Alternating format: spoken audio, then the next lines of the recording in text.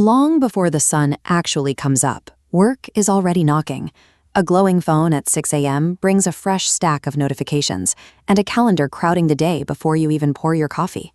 According to Microsoft Workplace data, 40% of workers are already online and checking inboxes by 6 in the morning. By the time they log off, the average employee will have fielded over 100 emails. The traditional 9-to-5 schedule has dissolved into something that runs continuously. We field messages in fragments, check Slack from the grocery store, work late-night catch-up sessions, all just to stay afloat. For all the software designed to make us more efficient, the actual result is that Americans are simply living with work as a constant humming presence, stretching out longer than ever. You would think that putting in all those extra hours would translate into financial security. On paper, the U.S. median household income looks incredibly strong, sitting right around $83,000.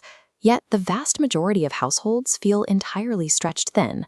Despite an $83,000 median income, Federal Reserve data shows only 63% of adults can cover a $400 emergency. Why? Housing and transportation consume half that wealth immediately. Then, health premiums and soaring childcare costs rapidly drain whatever cash remains. The little bit of breathing room in the American budget has been systematically hollowed out. A solid salary simply does not guarantee that you'll have cash in the bank at month's end. Part of the exhaustion comes from a shift in what jobs actually entail today. We're seeing a massive rise in quiet hiring and role bloat.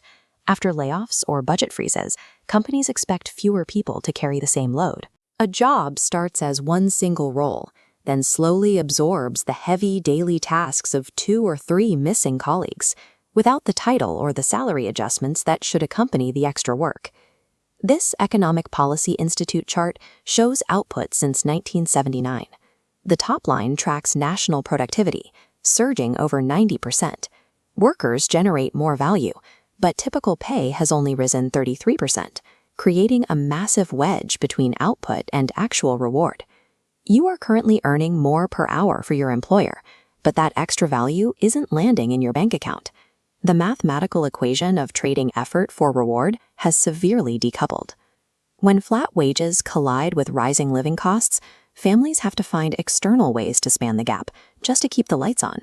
Flexible work gets heavily marketed as the ultimate freedom, but for millions taking on rideshare shifts or freelance tasks, it is a desperate necessity, a patch to cover bills that primary jobs won't meet. And when the patchwork shifts aren't enough, people turn to credit cards, driven by the rising cost of basic necessities and the pressure to maintain a normal standard of living.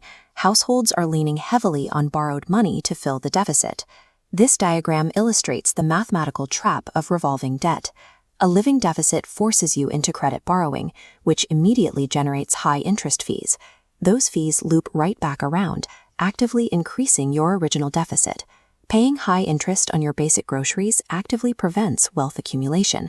It creates a massive structural barrier to financial independence, keeping you totally locked in a cycle of endless mandatory labor.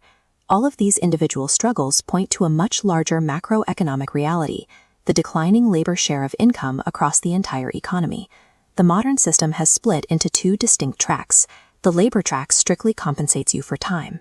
The capital track compensates you for what you own. That massive wedge of missing wealth moves vertically, flowing from payroll directly into corporate profits and asset gains. The math is clear.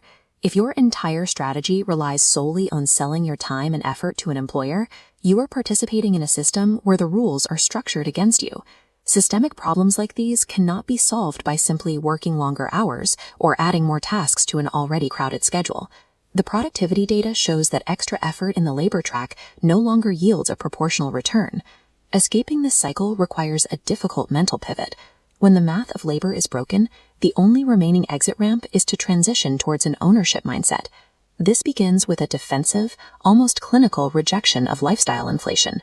Because the system is designed to absorb your surplus income through rising costs, protecting even a tiny margin of capital becomes a necessity for survival. From there, the strategy shifts to prioritizing high-leverage skills that scale beyond hourly pay. The goal is to aggressively divert any possible surplus, no matter how small, into assets that grow independently of your physical presence.